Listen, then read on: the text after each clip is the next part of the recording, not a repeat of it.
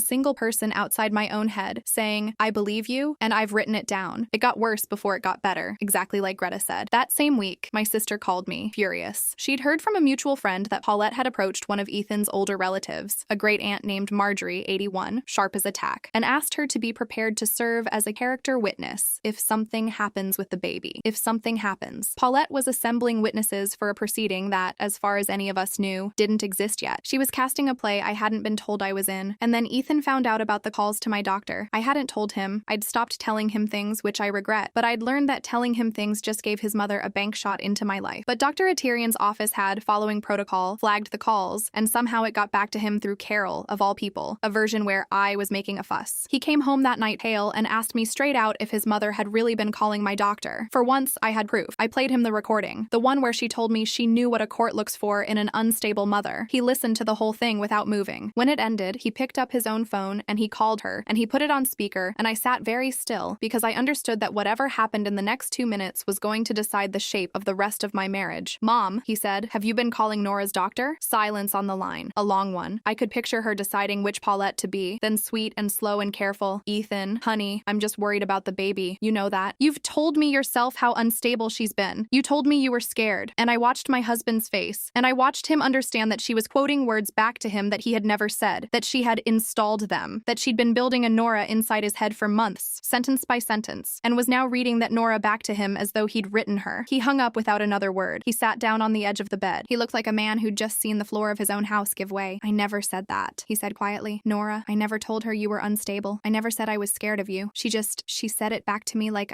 He stopped. His hands were shaking. "How long has she been doing that?" 30 years, I said. "At least." Days later, an envelope showed up in our mailbox. No stamp, no postmark, just my name. In blue ink, in that slanted hand I knew from 100 thank you notes. Inside was a single sheet of cream stationery. All you had to do was name her after me, that's all. Now enjoy these last few weeks together. She'd driven 40 minutes to Oak Park and walked up to our building and put it in our box herself. That was the message inside the message, not the words, the delivery. "I can reach you. I can stand at your door and you'll never know. There is no distance you can put between us that I can't close whenever I decide to." I photographed the letter. I put it in the folder with everything else. And I noticed holding it that it was the same blue ink as the thank you notes, and the same blue ink, I realized with a slow crawl up my spine, that I'd seen once before, in the corner of that torn photograph in her study, a date written under the scratched-out man, in blue, in that same slanting hand. June 94. The month I would later learn that Ethan's father last saw his son. I didn't sleep much after that, and then, before I'd figured out what to do, everything cracked open from a direction I never saw coming. Quick pause from the story. If you enjoy these stories, consider taking a listen to our Spotify show linked in the description for early access to new stories in better audio quality. Now back to the video. Marjorie called me. The 81-year-old great-aunt Paulette had tried to recruit as a witness. I'd met Marjorie maybe 3 times. She was Paulette's aunt, actually, her father's younger sister, which made her one of the only people alive who'd known Paulette since Paulette was a child. She had a voice like gravel in a velvet bag. "Nora," she said, "this is Marjorie Vance, Diane's aunt. I expect you know she's been going around asking people to lie for her." I said I did. "Well, I told her to go to hell," Marjorie said, "and I want you to know I did it in those exact words, because at my age there's very little left to be afraid of. But that's not why I'm calling. I'm calling because that girl asked me to help her take a baby away from its mother, and it is not the first time I have watched her try to take a child from someone, and I decided I am too old to sit on what I know for one more day." She paused, and I heard her draw a breath that rattled. "Do you know how to reach Ethan's father?" My heart stopped. "He left when Ethan was 3. Nobody's heard from him in 30 years. "That," Marjorie said flatly, "is a lie Diane has been telling for 30 years, and I have been ashamed of my silence for every one of them. His name is Daniel Okafor. He did not leave that boy. Diane drove him out, and he has spent 3 decades trying to get back in, and she has spent 3 decades making sure the door stayed shut. I have his number. I have had it for years. I think it is time you two talked. I want to try to tell the next part carefully, because it's the part that changed everything I understood about the woman who pushed me down the stairs." I called Daniel Okafor the next morning. My hands were shaking so badly I dialed it wrong twice. When he picked up and I said who I was, Ethan's wife, pregnant, in trouble, there was a silence so long I thought the call had dropped. Then he made a sound I've never forgotten. Half a laugh, half something breaking. 30 years of a held breath, let go. "Ethan's wife," he said. "He got married. He's going to have a baby." He said it like each word cost him something. Daniel was 66. He lived in Rockford, an hour and a half away. An hour and a half. All those years the man Ethan believed had abandoned him and vanished off the earth had been living an hour and a half up I-90, sending cards. He told me everything, and it lined up with the scratched-out photograph like a key in a lock. He'd married Paulette young. It was good at first, or he thought it was. Ethan was born. And then, he said, something changed when she realized he wasn't going to be controllable. It started small. She'd tell his friends things about him that weren't true. Little worried confidences. She'd rearrange conversations so that he came off as unstable, as angry, as not quite right. He'd defend himself, and the defending would make him look worse. She could make you into a monster and then hand you the script, he said. And then when you refused to read it, that was proof. Everything was proof. When he finally said he wanted a divorce, she went to work. She told people he'd been violent. He never was. And I believed him because I'd watched her do the identical thing to me in miniature. Install a Nora who didn't exist and read her back to my husband. She filed reports. She built a paper trail out of nothing. She got a lawyer, a family firm in the western suburbs. And by the time it was over, Daniel had supervised visitation, then almost none. And every time he tried to fight it, there was a new document, a new concern, a new witness who'd been fed a new worry over coffee. And she used Ethan, he said, and his voice broke on the name. That's the part I can't. She coached him. He was 5, 6, 7 years old. She'd tell him things about me before I picked him up. She'd cry in front front of him and tell him I'd hurt her. A child doesn't know. A child believes his mother. By the time he was 10, he didn't want to see me, and I couldn't prove why. And every card I sent came back, and every call went nowhere. And eventually I stopped, because I told myself I was hurting him by fighting, and that is the great regret of my entire life. I stopped. She won because I got tired, and I have hated myself for getting tired for 25 years. He told me one detail I've never been able to shake. Near the end, when the visitation had already been cut to almost nothing, he'd shown up at Ethan's school one afternoon, not to take him, just to see him, just to stand near the fence at recess and watch his son play for 10 minutes from across the yard. A teacher recognized him and asked what he was doing. He said, "That's my boy." 2 days later, there was a new filing. Paulette had told the school, and told her lawyer, that Daniel had been loitering near the children and had attempted to remove Ethan without authorization. Neither was true, but it went in the file. Everything went in the file. "That's how she does it," he said. "She takes a true thing, a father who misses his son, and she runs it through a machine, and what comes out the other end is a monster with your face on it. And you can't argue with a document. A document doesn't have a face. A document just sits in a folder and outlives you." He was quiet for a moment. "I have a box in my closet," he said. 30 years of cards. Everyone came back unopened, so I kept them. His 7th birthday, his 10th, his high school graduation, which I found out about from a program someone mailed me. I have a card for everyone, and he never read a single word. If you'll let me, I'd like to give them to him. That's all I want. I don't need anything else. I just want him to know I wrote. I asked him the name of the firm. "Wexler and Boyd," he said. Cream card, gold lettering, propped against a lamp where she could see it every day, like a trophy, like a manual she kept close because she was going to need it again. That was the revelation, and it recontextualized every single thing. The staircase wasn't rage. The name was never really the point. The name was a test, a way to find out once and for all whether I would be controllable, whether I'd fold under pressure the way she needed the mother of her grandchild to fold. And when I said, "Rose," when I said, "I can't do that," I failed the test. I showed her I was a Daniel and not a good soldier. And so she reached back into a 30-year-old playbook, the one that had worked so well the first time she needed to remove an inconvenient parent from a child's life, and she pulled it out and she began methodically to run it again. The false concern, the witnesses, the lawyer, the calls to the doctor. She wasn't improvising. She was doing the thing she was best at in the world. She'd done it before, and she'd never once been caught, and she had every reason to believe she'd get away with it again. I told Ethan that night, all of it. I sat him down and I played him nothing, and I showed him nothing at first. I just told him his father's name was Daniel Okafor, and that he lived in Rockford, and that he had never stopped trying to reach him. And then I told him about the cards. He didn't believe me. Of course he didn't. It was the load-bearing wall of his entire life. His mother's whole legend, the sacrifice, the abandonment, the everything she gave up for that boy, rested on the story that Daniel had left. If Daniel hadn't left, then nothing his mother had ever told him was safe. She wouldn't, he kept saying. She wouldn't do that. Not with my own father, not to me. So I gave him Marjorie's number, and I gave him Daniel's, and I said, "Don't take my word for it. Call them. Call anyone. I'm done being the only voice you weigh against hers." He called Marjorie first. He was on the phone with his 81-year-old great-aunt for 2 hours, and then he called Daniel, and he went into the other room and shut the door, and he was in there for a long time. And when he came out, his face was the face of a man who has had to bury the mother he thought he had while she's still alive. He remembered my birthday, Ethan said. He could barely get the words out. He listed them. He listed every birthday. He said what he sent me each year. There was a red bike when I was 7. I remember that bike. Mom said her office gave her a bonus. He sent me a red bike, Nora, and she told me it was from her office, and she let me thank her for it. He put his face in his hands. What else? What else did she? How much of my whole life is? I went into labor 2 weeks later, with my water breaking over a plate of toast at 7 in the morning while Ethan was tying his shoe. We got to St. Colette's by 8, and the first thing Ethan did, before I'd even been fully admitted, before I could say a word, was pull the charge nurse aside and say, in a low, steady, absolutely resolved voice I had never heard from him before, "My mother's name is Diane Paulette Vance. She is not permitted in this hospital, on this floor, or in this room. If she arrives, or calls, or sends anyone, you call security immediately. We have documentation. She physically assaulted my wife 2 months ago, and there is an active situation. I need this in the chart, please." The nurse looked at him, and then she looked at me, 7 months of a war written on my face, and she said, "I've got it, honey. She won't get past the desk." 6 hours into labor, I heard screaming down the hall. I knew that voice anywhere. I would know that voice at the bottom of the ocean. Ethan was out the door before I could grab his sleeve. The nurses had set my room near the ward's entrance, and the walls were thin, and I lay there in the grip of a contraction and heard the whole thing through the wall. "You need to leave." Ethan's voice hard as a shut door. "I am your mother. I have every right to be here. That is my grandchild being born, and I will not be kept away by that woman. You lost that right," Ethan said, "when you pushed my pregnant wife down a staircase." "I did not push her. I have never laid a hand on anyone. Why does no one in this family ever believe me? After everything I've done, after everything I gave up." I talked to Dad. The hallway went silent. I have never heard a silence do so much work. "I talked to Daniel, Mom." Ethan's voice was shaking now, but it didn't stop. "I know about the bike. I know about the cards. I know he lives lives in Rockford, and I know you told me he vanished, and I know you let me hate a man who spent 30 years trying to reach me. I know what you did to him, and I know what you're doing to Nora, because it's the exact same thing, isn't it? It's the exact same thing you did before. You even used the same lawyer. When she spoke again, the voice had changed. The performance was gone. What came out was flat and low, and I recognized it instantly, because I'd heard it once, on a phone call 2 months earlier, from the woman who lived under the woman. Everything I did, she said, I did for you. He was going to make you weak. She's going to make you weak. I am the only person in your life who has ever actually protected you, and this is what I get. You want to hand my grandchild to a woman who can't even stop. Ethan's voice cracked like a whip. Stop talking about my wife. Stop talking about my daughter. You don't get either of them. You are done. A nurse came into my room then, shaken, and told me, through my contractions of all times, that a woman down the hall was telling staff that I'd threatened to harm myself and was demanding a social worker be sent to evaluate me. Of course she was. Even now. Even here. On the day her grandchild was being born, with her own son telling her the truth to her face, she reached one more time for the only tool she'd ever really trusted. I laughed. I actually laughed in the middle of a contraction, and it turned into a sob and back into a laugh because it was so perfectly, exhaustingly her. A few minutes later, a woman in a gray blazer came into the room. She introduced herself as the on-call hospital social worker, kind-eyed and unhurried, and she said she was sorry to intrude, but a report had just been filed that she was obligated to follow up on, and she needed to ask me a few questions. Behind her, down the hall, I could still hear Paulette, and now I could hear security, calm, firm voices asking her to come with them, and Paulette's rising over all of it. And then, as the door to my room was swinging shut, one last thing screamed clear down the corridor so I would be sure to hear it. You'll be sorry. I already filed the paperwork. The hearing's already set and you don't even know it yet. The door clicked shut. The social worker turned to me and she opened her folder, and she looked at me with a gentleness that undid me more than any of the shouting had. I need you to tell me, she said quietly, exactly what she means by that. So I told her. I told her all of it, between contractions, in pieces, and she wrote it down, and at some point I stopped being afraid of her folder because I realized she was on my side, that she'd walked into that room having already listened to a woman scream false things in a hallway, and having already formed a professional opinion about which person in this story was the danger. When I finished, she closed her folder and put her hand over mine, and she said, I've been doing this for 19 years. I know what a coached report sounds like. I know what a manufactured concern looks like. What I saw in that hallway and what you've just told me is not that. You're going to have your baby now, and I'm going to make some notes, and I want you to try not to carry this into the delivery. This part isn't yours to carry anymore. Rose was born at 9:47 that night, 7 pounds, 1 ounce, a full head of dark hair like Daniel's. She came out screaming, and she did not stop screaming until they put her on my chest, and then she went quiet and looked at me with those unfocused newborn eyes, and Ethan put his forehead against mine, and for the length of that one moment, there was no Paulette anywhere in the world. Then the aftermath began, and it spiraled out for the better part of a year. The hearing was real. That's the thing I have to make people understand when I tell this story. She wasn't bluffing. Paulette had, through Wexler and Boyd, filed a petition for grandparent visitation, combined with a request for a supervised parenting evaluation, on the grounds that the mother, me, was mentally unstable and posed a risk to the child. She'd filed it the week after the staircase. She'd been building the file since before Rose was even born, which is why she'd needed the doctor calls, the witnesses, the whispered concerns. It was all evidence. She'd been assembling a case the entire time, and the staircase, I came to believe, had been meant to be evidence. A fall she could attribute to my instability. If only I'd stayed quiet about the push. But I hadn't stayed quiet, and Greta had told me to build a record, and so when it went to court, I walked in with a folder that Paulette never expected me to have. The recording of her telling me she knew what a court looks for in an unstable mother. The threatening letter in her own hand. Dr. Atirian's signed, dated documentation of 2 anonymous calls questioning my stability and her clinical opinion that I was healthy and calm. Priya's account of Paulette's face at the top of the stairs. Marjorie's sworn statement, 81 years old and unshakable, about being asked to serve as a false witness. And Daniel Okafor, who drove down from Rockford and sat in that courtroom and told a judge, in a steady, quiet voice, exactly how the identical playbook had been run against him 30 years before, with the same firm, the same tactics, the same manufactured instability. Paulette's own lawyer, I later heard, tried to get her to drop it once he understood what was coming. She refused. That was the entitlement, right to the end. She could not conceive of losing, because she had never lost, because for 30 years, the trick had always worked. She sat in that courtroom in cream and camel and gold, and she watched her son sit on my side of the aisle, and she still believed, I think, that she would win, right up until the judge, a woman in her 60s who had clearly seen this exact pattern before, dismissed the petition, called the filing a troubling misuse of the court's protective function, and referred the matter of the false CPS adjacent reports for further review. I remember one moment from that courtroom more clearly than any other. Paulette took the stand, and for 20 minutes she was magnificent. She was warm and worried and grandmotherly, and she dabbed her eyes at the right times, and I watched the old machinery run and felt the familiar cold fear that it was going to work again, that it always worked, that she'd charm a judge the way she'd charmed 40 guests and an entire family for 30 years. And then our attorney played the recording. recording. Just the one line from the phone call. Her own voice, flat and patient and stripped of every ounce of the charm, saying she knew exactly what a court looks for in an unstable mother, that she'd spent time learning it, that I would never have a single moment alone with my child, in her own voice, in that quiet room. The two Paulettes stood next to each other for everyone to compare, the weeping grandmother on the stand and the cold strategist on the tape, and you could feel the room change temperature. She'd spent her whole life making sure the second voice was never heard by the people who mattered, and now a judge had heard it. Her face, when the recording stopped, did the thing I knew so well. It stayed still 1 second too long, and this time there was nowhere for it to go. When Daniel took the stand after that and told his story, calm and unhurried, 30 years old and fitting the pattern like a mold, I watched the judge stop taking notes and just listen, and I knew finally that the trick had failed. Paulette lost, all the way, and even then she did not fold gracefully. She made her desperate final moves one after another, each smaller and uglier than the last. She called in the $38,000, sent a formal demand letter through Wexler and Boyd, claiming the down payment gift had actually been a loan and that it was now due in full. There was no loan agreement. There was never any paperwork, because a leash doesn't come with paperwork. Her own lawyer, I suspect, knew it was hopeless. We paid it back anyway. Every dollar, Ethan insisted, and I understood why. He wanted nothing of hers in the walls where his daughter slept. We took out a small second loan and we sent her a check for $38,000, and we cut the last cord, and it was worth every penny of the interest to owe her nothing. She tried to turn the family. She'd always been able to before. But something had shifted, because too many people had watched too much this time. Marjorie had talked. Priya had talked. Daniel's existence, once revealed, could not be unrevealed, and it detonated the founding myth of the whole family, the sacrificing single mother. And once that myth was gone, people started rereading 30 years of small cruelties in a new light. Carol, who'd texted me poisoned concern, called to apologize, weeping. Cousins reached out. The tide, which had run so completely against me the morning after the staircase, turned. Not everyone. Paulette kept a few loyalists, people too invested in her version to survive its collapse, but the family I'd married into, which had stared silently down a staircase at me while I lay at the bottom, mostly came around, one hard conversation at a time, and there was the grief. I don't want to leave the grief out, because it was real, and it was Ethan's, and I had to learn to sit beside it without trying to fix it. He mourned her. That's the thing nobody warns you about. Even after everything, he mourned, because she was still his mother, and there had been real love in there somewhere, tangled up inside all the control. Birthday cakes she'd baked, scraped knees she'd bandaged, 1,000 ordinary tendernesses that had been true even as the larger thing was poison. You can be raised with genuine love by someone who will also destroy anyone who threatens their grip on you. Both things can live in the same woman. Ethan had to grieve the mother he'd believed in for 31 years, and grieve his own childhood as he re-understood it, and grieve the red bike and the returned cards and the father he'd been robbed of. Some nights I'd find him sitting in the dark in Rose's room watching her sleep, and I knew he was thinking about a 5-year-old boy being handed a script about a man who loved him, and I'd sit down next to him and not say anything, because there was nothing to say that would make it smaller. The quietest, hardest moment came about 4 months after Rose was born. Ethan was holding her one evening, and she'd fallen asleep on his chest, and he said very softly, not really to me, she would have been a good grandmother. He wasn't defending Paulette. He knew exactly who she was by then. He was mourning the version that could have existed, the grandmother at the top of a staircase holding out her arms, the one who bakes and tells stories and loves without a hook in it. That version was never real. But he had to grieve her anyway, because grieving the person who never existed is somehow harder than grieving the one who did. I held both of them, and I let him have it. Daniel came into our lives slowly and then completely. It was awkward at first. 30 years is 30 years. And there were things between him and Ethan that no reunion could fully mend. Daniel had stopped fighting, and Ethan had believed the worst. And neither of those things could be undone, only forgiven. But he came to Sunday dinners. He held Rose the first time with hands that shook exactly the way Ethan's had at the hospital. He gave Ethan the box. I wasn't in the room for it, and I never asked what was said. I just know Ethan carried it into the office and closed the door, and he was in there most of a Saturday. And when he came out, his eyes were swollen, and he was holding a birthday card in his hand, open. And he sat down at the kitchen table and read me what his father had written in it when Ethan turned 9. It wasn't dramatic. That's what got me. It was just an ordinary card from a dad who missed his kid. Happy birthday, buddy. I hope you got the glove. Hit them far. I love you. Call me anytime, any hour. I mean it. Dad. 30 years it sat in a closet in Rockford. Ethan read it out loud, and then he put his head down on the table and cried the way you cry for something you can never get back. And I stood behind him with my hands on his shoulders, and I let him. There were 30 of those cards. He read every one. It took him weeks. He and Ethan learned each other's faces in the present tense. Rose has a grandfather now, one who drives an hour and a half every couple of weeks and never once takes for granted that he's allowed through the door. The first time he babysat alone, he called me twice to make sure he was doing it right, and I could hear in his voice that he was crying, because he'd waited 30 years to be trusted with a child in his own family, and someone finally had. That's most of it. Here's where we are now. Rose is almost 2. She's loud and stubborn, and she has Rose, my grandmother's exact laugh, which is impossible. She never met her, But there it is, a sound coming out of my daughter that stops me in my kitchen because it belongs to a woman who's been gone 3 years. She knows her grandfather, Daniel. She does not know Paulette, and she never will. And that's a sentence I write without flinching. We had her first birthday in our little backyard in Oak Park. Daniel came, Greta came, Priya came, and Marjorie, who was 82 by then, and held Rose on her lap the whole afternoon and told her quietly, "You're going to be trouble, aren't you?" Which from Marjorie is the highest praise there is. I made Rose's paprikash, my grandmother's recipe, from the card in her slanted hand that I keep in a plastic sleeve now so it never wears away. I looked around that yard at the people in it, the ones who'd looked, the ones who'd spoken, the ones who'd driven an hour and a half and refused to be tired anymore, and I understood that this was the family, not the one at the top of the staircase. This one, the one we built out of the people who chose to see. There was an empty chair at that party in the sense that there's always an empty chair, a shape where a grandmother should have been. But the yard was full, and the paprikash was good, and my daughter got frosting in her hair and laughed my grandmother's laugh, and no one there had ever once made me prove I wasn't crazy. We haven't spoken to Paulette since the day she lost in court. She sent one more letter, months later, blue ink, slanted hand, not an apology. It was another accusation, another rewritten history in which she was the wounded party, and I was the woman who'd stolen her family. I read the first line, and I didn't read the rest. I put it in the folder because I'll always keep the folder, and then I closed the drawer. I think about the silence more than the push. The push was 1 second of one afternoon. The silence was everyone. 40 people at the top of a staircase, wine in their hands, looking down at a pregnant woman on the floor, and choosing to believe the woman who was screaming over the woman who couldn't get up. I understand now that it wasn't cruelty, exactly. It was easier. Believing me meant believing that a charming grandmother in cream and gold had thrown her son's pregnant wife down a flight of stairs on purpose, and then performed grief so convincing that everyone applauded the performance. That's a hard thing to believe about someone who remembers your coffee order. So they didn't. They took the easy story, the way people almost always take the easy story, and I lay at the bottom of the stairs and learned what my sister had been trying to tell me. Don't wait for people to believe you. Build the record. The record doesn't get tired. The record doesn't take the easy story. The record just sits there being true until enough people are finally willing to look at it. People ask me, sometimes, if I hate her. I don't. And it took me a long time to be able to say that without it being a lie. What I feel is closer to a clear, cold understanding. She was not a monster who lost her temper on a staircase. She was something more ordinary and more frightening than that. A person who needed, above all else in the world, to be in control of the people she loved, and who had discovered decades ago that the most reliable way to control someone is to convince everyone around them that they're the problem. She built her whole life on that discovery. It worked so well, and for so long that she genuinely could not imagine it failing. She pushed me down her staircase in front of 40 guests because she believed sincerely that she'd talk her way out of it the way she'd talked her way out of everything for 60 years in that same slanted blue hand. She was wrong, not because I was stronger than her. I wasn't on that staircase or for weeks after. She was wrong because this time, for the first time, the people around me chose to actually look. An old woman too tired of shame to stay silent, a cousin who never forgot a satisfied face, a doctor who wrote it down, a father who drove down from Rockford, a sister who told me to build a record before I even knew what I was building it for. She'd spent 30 years counting on silence, and this time the silence broke. I named my daughter Rose. I want to say that one more time plainly, because it's the whole thing, really. All she had to do was let me name my daughter after the woman who raised me, and instead she grabbed my pregnant body at the top of her staircase and threw me down it in front of 40 people because she could not stand to be given anything less than everything. And in the end, she got nothing. No name, no grandchild, no son. Not even the $38,000, which we handed back to her just to be free of it. She reached for total control and she closed her hand on empty air. I still think about the moment at the bottom of those stairs. The 40 faces looking down. The silence. I thought in that moment that the silence meant I was alone. It's the thing I got most wrong in this whole story. The silence wasn't the end of anything. It was just the last quiet before enough people finally decided to speak. Something real was lost in all of it. Ethan's mother, the family we thought we had, a version of a grandmother that will now never hold my daughter's hand. I don't pretend that nothing was lost, but my daughter is named Rose, after the woman who taught me to leave a room before I said the thing I couldn't take back. And she is safe, and she is loved, and there is no one at the top of any staircase in her life waiting to decide who she's allowed to be. That's the ending I got. Not a triumphant one, a quiet one. I'll take it.